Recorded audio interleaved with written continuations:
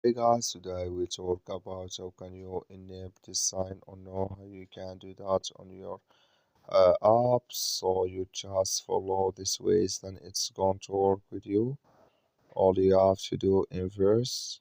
So you just go here above this sign, click on it here in this sign. So then it's going to show for you a list like this here. So then you go down, just click on settings here. Then you come to next zip here, it's going to show for you like this. So then all you have to do now, you just go down here until you find here profile options, you just click on it. Then you come to next zip here, then you come here to detect hyperlinks, click in this sign. Like you see this color show for us, that's mean it's enabled with us now. That's all you have to do. I wish now you I get it. Thank you for watching. Don't forget to support us by like and subscribe.